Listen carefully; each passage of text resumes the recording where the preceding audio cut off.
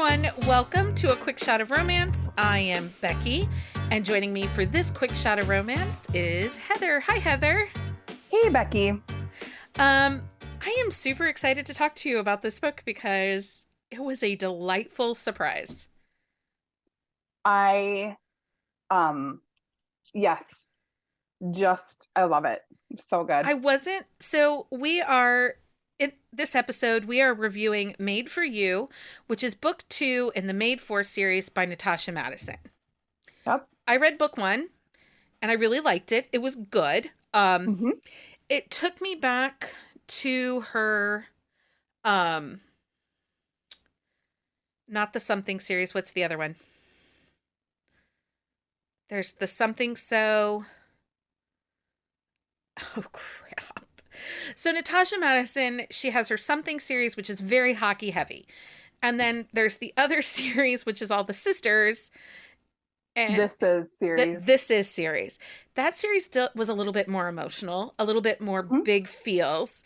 Mm-hmm. And then she had her Only one series. only one series. And those were really hockey heavy and very family heavy, Grant Horton family heavy. And they were good, but I didn't love all of them. They weren't ones that were perfect for me. So I read The Made for Me, which was book 1 in the Made for series, and I really liked it. It was different. It wasn't hockey. It was hockey adjacent. That's what everyone keeps, hockey adjacent. And I was super curious about this title. Because I read this blurb, and it was going to be sort of hockey adjacent again.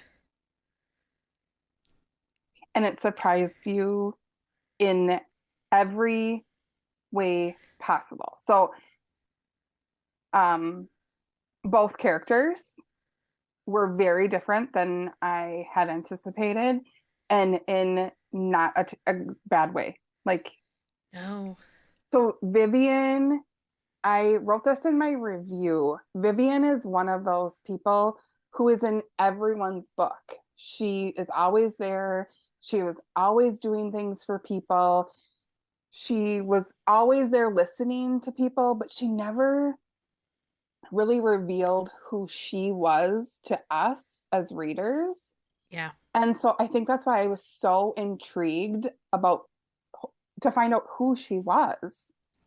And it was so great. Yeah. So the tropes of this book are neighbors. This is absolutely an amazing Grumpy Sunshine. Like, if you want to know what we want in a Grumpy Sunshine romance, it is this book. Very much so. Because he wasn't an asshole. He was grumpy for a reason. For himself. Yes. Yeah. And he wasn't a jerk to the world. He just closed himself off and was just trying to right his own ship. Mm-hmm. It is a sports romance. I put Floof in charge because his puppy Beatrice, right? Don't talk about it yet. We have to. She needs her own. We need to talk about her. This is a family series. So this is the Made For series. It is a standalone, interconnected standalones. This is a slow burn. This book does not pop till 60%, but I was there for every word, every interaction, all the chemistry. Oh my gosh. It was like scorching hot chemistry. Yeah. So good. Mm-hmm. Very good. And then it's available wherever you guys get books. And then content warning, there is a mention of suicide attempt and mental health issues. Yep. I also want to note it is out as an audiobook. I started the audiobook after its release, and the narrators are Connor Kreis and Vanessa Edwin, and they do just what I've heard so far. I mean, amazing. They do a great job. Okay, so let's talk about Vivienne and Xavier because they're pretty exceptional characters. They really are. These are very well written characters.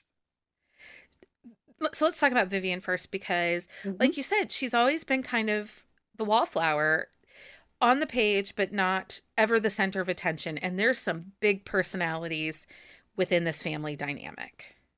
Yeah, and she's sort of like, I know she's the youngest, but she's almost like that oldest child who kind of just does everything that she's supposed to do. Like her dad is like super overprotective, and she just kind of is like, she just does it just because it's like probably easier, but she really never does doesn't do what her dad out of love does. Yeah. Like, you know Well, what I mean? but even her dad and her uncle. So her dad is Michael, Hmm. and there's her uncle Max. And these two, when they are on the page, I have to imagine they take over the page. They are loud on the page, they steal the scene. And I have to imagine, as a writer, I wonder if these are characters that constantly are talking to Natasha Madison. Like these are always in her head trying to fight for their time on the page. Like they need to For be the sure. center of attention. So as much as these two, Max and Michael and Max, whatever, they Eminem, have bantered through all of these book series and they're amazing. The one thing I think I love the most about these two men is how they love their family. You never ever for one single second doubt how much they care about their family because it's in the little things how they drop everything. Wherever they're needed, Oh, they're yeah. there. And you better have your Find My iPhone location finder, Find My Friends on your phone. If not, Michael's like renting a jet to find you. Um, Or a boat. or a boat. But what I will say is in this book, I sometimes, when they get on the page, they overtake the story and can sometimes, I don't always love them in a story. They need to get off the page.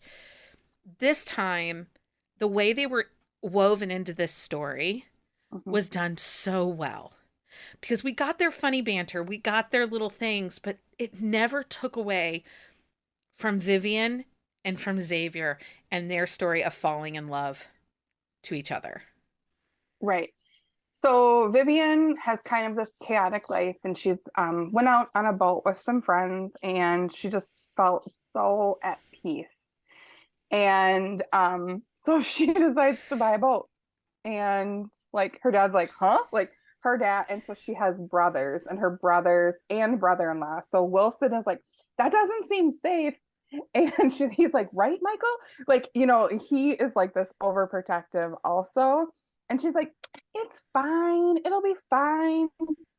And so she kind of gets herself onto this boat and then she experiences Xavier and he's like, hey, and that's it. And Yeah. she's like, wait, everybody likes me. I don't, what's up with this? Yeah. Yeah. Everybody likes her. She's everybody's friend. She gets along with everyone. And he is so uninterested in her, but not really. Yeah. Well, I Only, mean, only to her he does, face.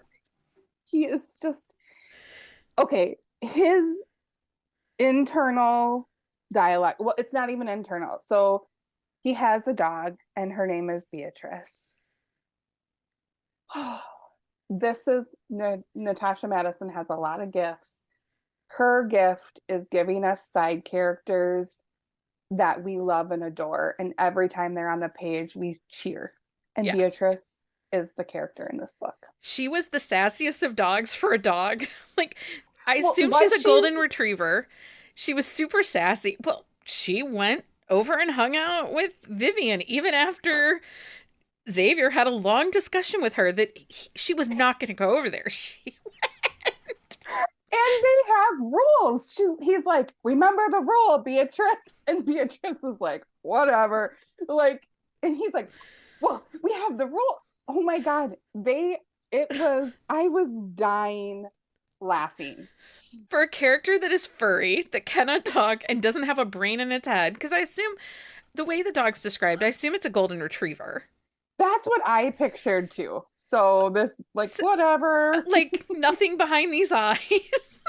Well, Just also she doesn't, Beatrice like won't even sleep in his bed. She has her own bedroom, yeah, like on this yacht. Oh my gosh. she was a hoot, and um But let's talk about Xavier because so Vivian's been keeping secrets from her family. Huge They secrets. they only think that she works in as a writer. No, But they think she's an editor. yeah.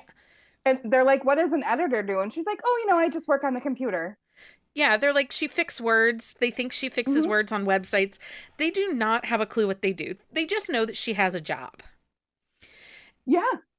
And I mean, yeah, Yeah, and I don't want to spoil it, but she's not because it's just an good. editor.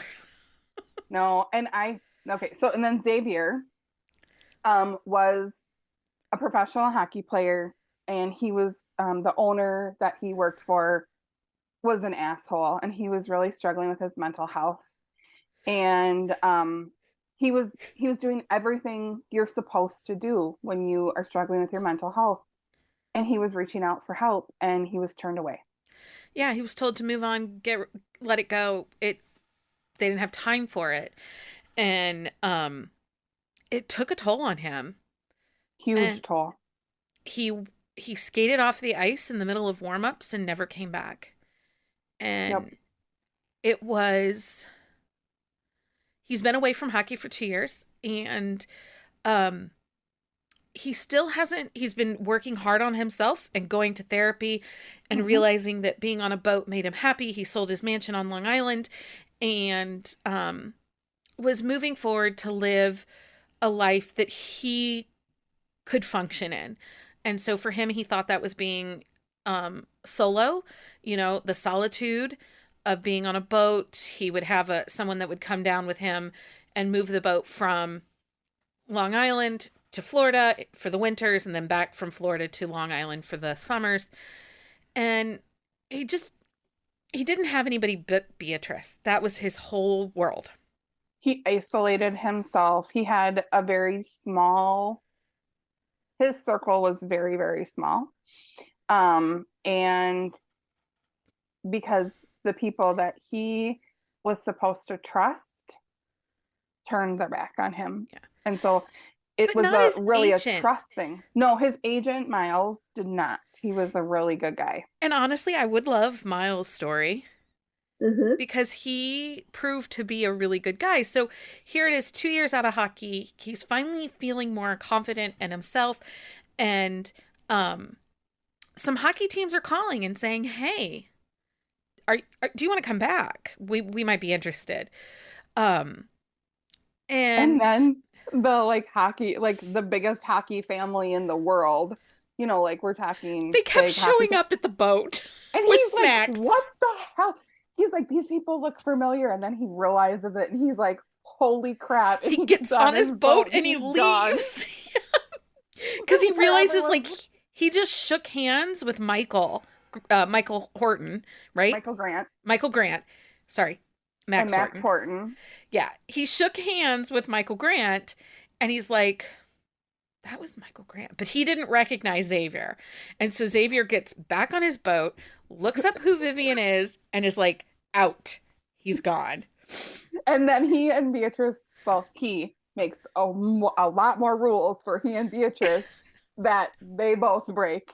Well, and then I love this because he is sort of like obsessed with Vivienne's grandpa because it's like Gretzky, Right, like right.